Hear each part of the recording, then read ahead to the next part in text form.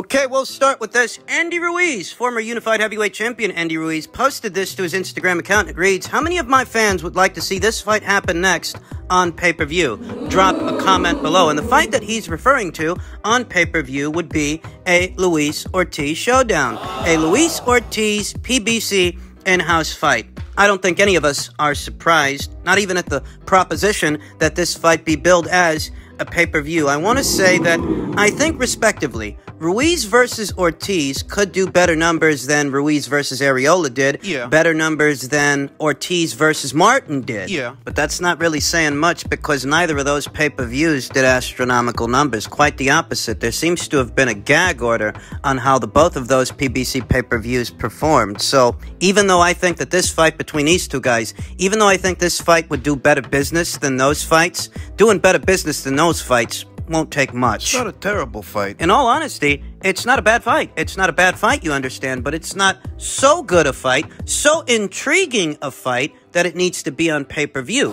That's the problem. This should be in either regular old Fox or a Showtime fight. Not a pay-per-view. So if a fight like this ends up on pay-per-view, it's likely to satisfy the financial demands of the fighters. The financial demands of the fighters, what they hope to make for the fight with the promise of big cash by way of a pay-per-view upside. The operational cost for a fight like this won't be very high. This ain't the kind of fight the ways it would take all that much money to put on, though at the same time, this ain't the kind of fight that's going to bring you a whole lot of pay-per-view buys. It really isn't. The way things have been going, I'd be surprised if this thing can crack 200,000 buys. I'm not kidding around. There seems to have been a gag order on the figures for the PBC's last couple of pay-per-views, talking about Ruiz versus Areola, Ortiz versus Martin, Davis versus Cruz, Thurman versus Barrios. The feeling is that if you had something to brag about, you'd be bragging about it. But Mike Coppinger's sources have become eerily tight-lipped as of late. They're not giving him any ballpark figures for what these pay-per-views are doing in the open market. Or maybe they are, and he's just not posting them because the figures themselves aren't encouraging. Ruiz was offered an opportunity to box Derek Chisora. And commercially, I think Ruiz versus Chisora does better business in the United Kingdom than Ruiz versus Ortiz does here in the United States. And that's because Luis Ortiz ain't got the following here in the United States that Derek Chisora has in the United Kingdom. Did you take a look around during that Ortiz versus Charles Martin pay-per-view? The place looked half empty. No, Luis Ortiz in America is not the equivalent of Derek Chisora in the United Kingdom. Even though Derek Chisora has a lot more losses on his record than Luis Ortiz does, Derek Chisora has a bigger following than Luis Ortiz does. So commercially, Chisora versus Ruiz, a former unified champion, it would actually do very good business in the United Kingdom. But I told you, I wasn't expecting Andy Ruiz to get his passport out and travel to the UK. Nah, it was always going to be this way. Like I said, this actually isn't a bad fight, if I'm being honest. It's not, because Andy Ruiz looked very human the last time we saw him against Chris Areola. He had a hard-fought fight, hard-fought decision that he secured, but that wasn't before he got dropped in the process of securing that decision. Whereas, Luis Ortiz, he didn't look too good himself his last time out. He got dropped 2 times by Charles Martin. So this is a fight where either guy can beat either guy. But is it a good enough fight that you should have to pay pay-per-view prices for it? No, it's not. And just in keeping with the theme of heavyweight news, per tweet from Michael Benson, Don King has stated that he is planning to go to court over the WBA's 55-45 purse split for Trevor Bryan versus Daniel Dubois. He's already won the purse bid for the fight, which is for the WBA regular heavyweight belt, but believes it should be 75-25 for his man. And I think it took everybody by surprise when Don King won this purse bid. I think that everyone was just as surprised as I was to hear that in 2022, Don King is still around, he's still alive and kicking, and he's winning purse bids. He outbid Frank Warren by something like $3.1 million. Yeah, that's what the winning bid was. A little over $3.1 million. Though after hearing that news and reacting to it, I had serious questions as to how it was Don King intended to make that money back. I mean, if you're making this fight a $3.1 million fight, a little over $3.1 million in the pot, without a major network backing you, a platform of your own to give you some kind of a budget to finance this fight, how exactly do you expect to recoup that $3.1 million? Because I'm telling you right now, here in the United States, Bryan versus Dubois ain't a $3.1 million fight. That fucking fight don't generate that amount of money, not on pay-per-view and not at the gate. And now I think I see the strategy.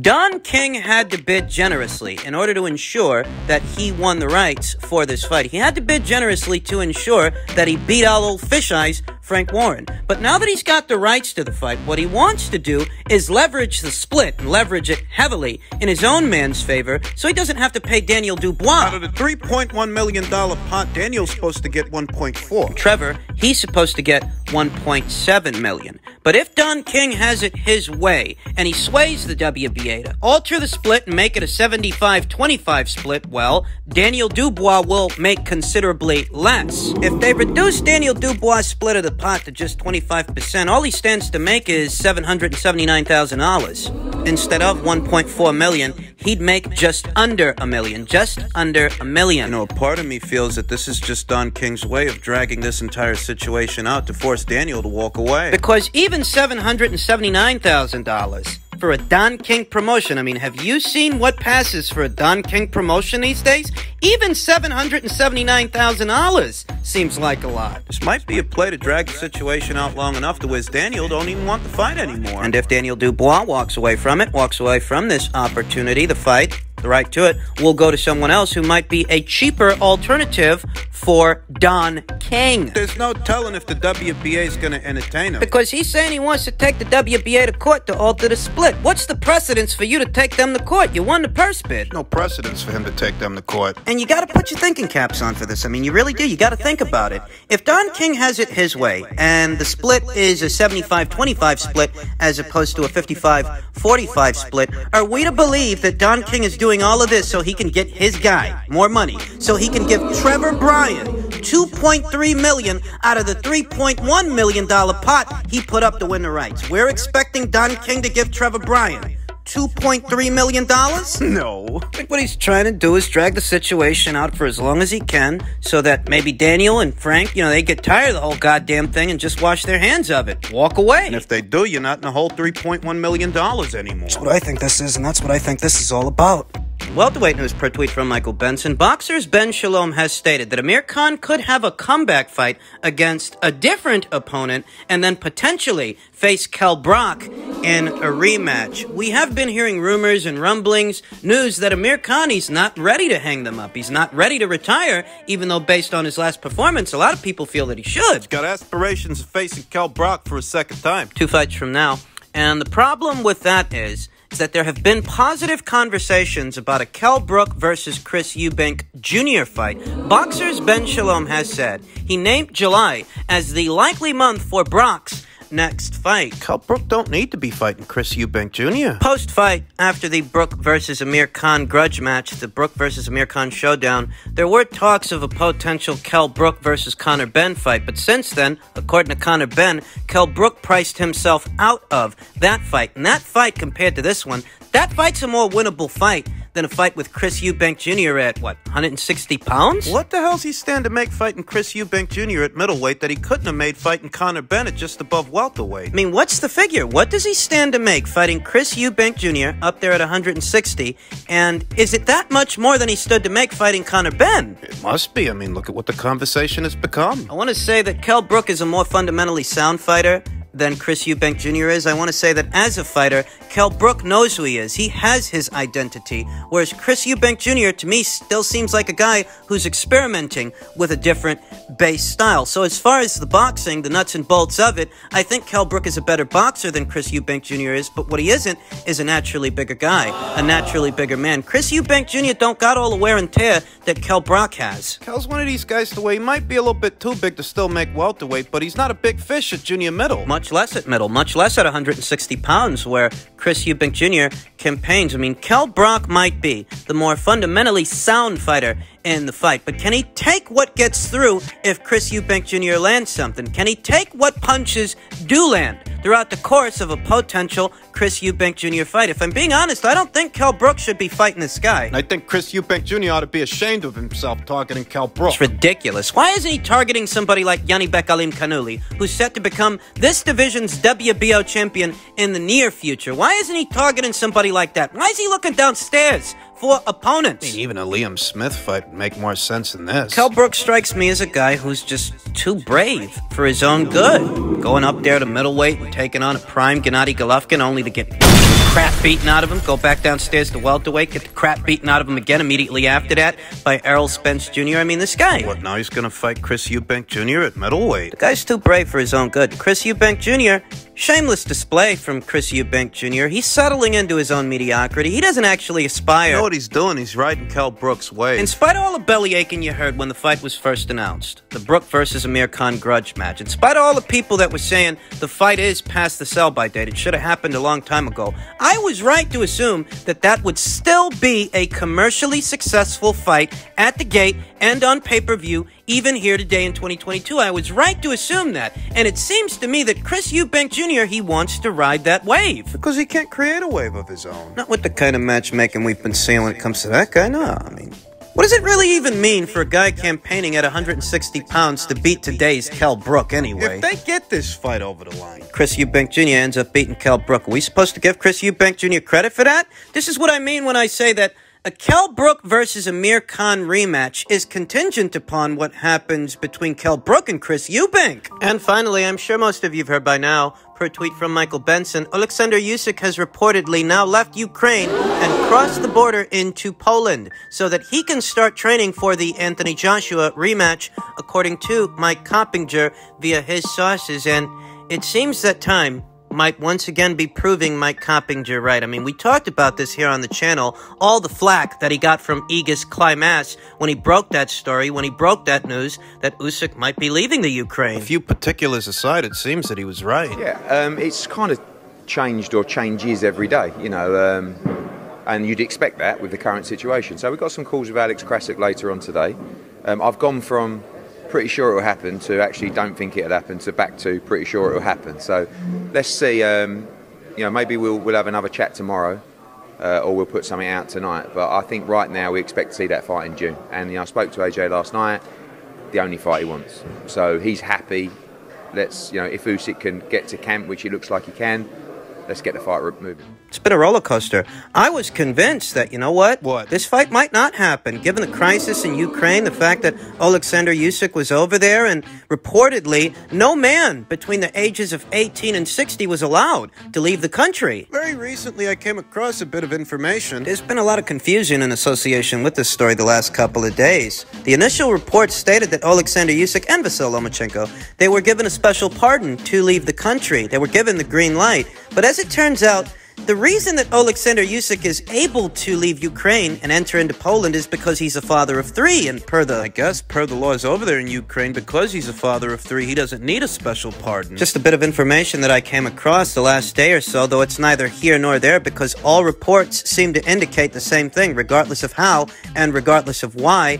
Usyk is able to leave the country, and it does appear that he's going into camp for this Anthony Joshua rematch. I was starting to wonder if Usyk would ever box again. It's war, and with war, there is a lot of uncertainty. I feared for the safety of these fighters, for the safety of Alexander Usyk, for the safety of Vasyl Lomachenko and the Klitschko brothers, who are in the thick of war. They are in a war-torn country, and I started to wonder if Alexander Usyk would ever lace the gloves up again, and I guess we have our answer. But initially, there was a lot of uncertainty. They're bombing cities to the ground over there, and there's not much chance of one of those bombs they're dropping, stopping mid-air to ask Alexander for an autograph. There's a lot of uncertainty. Now, it does appear that all systems are a-go for the second fight, for the rematch, and you have to wonder now if Alexander Usyk won't be distracted ahead of this second fight, and within it, if he won't be distracted by the war or emboldened by it. Alexander is often thought of as a very mentally strong fighter, having won every single alphabet title he's ever won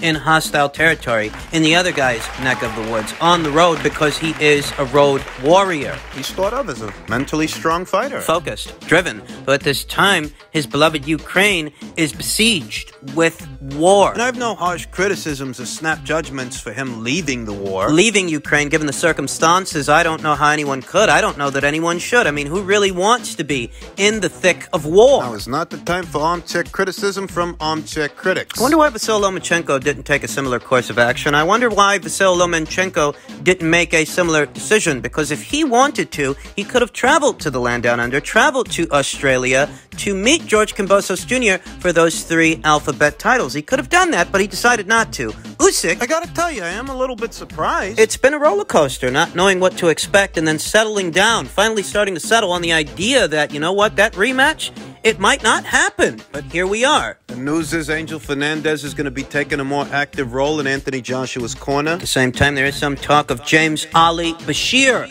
joining Team Anthony Joshua ahead of what is to be this rematch, this second fight. In truth, I think overthinking it is what costed Anthony Joshua the first fight. I think he was overthinking when he should have been using his natural gifts as the naturally bigger fighter, the naturally bigger man. You're not going to outbox Alexander Usyk, but what you can hope to do is outmuscle him. Because that's the one area where you got him beat. He is naturally bigger and stronger than Alexander Usyk, though that size and power counts for nothing if you don't use it, if you spend the fight, all of it, trying to outthink the guy, outskill the guy, when what you really need to do is put the pedal to the metal and outmuscle him. Don't fence jabs with this guy. Step into your jabs, step into your punches, take it to him, throw with bad intentions, wrestle him, move him around, throw him around if you can, because you're not going to outwit, you're not going to outthink this guy, but you can outmuscle him. That's your best shot. And yeah, there are risks. There are risks involved with going for the gusto and looking for the knockout. You might get yourself knocked out, but you know what? There are risks associated with the alternative, and you already ran those risks, and you already lost those belts.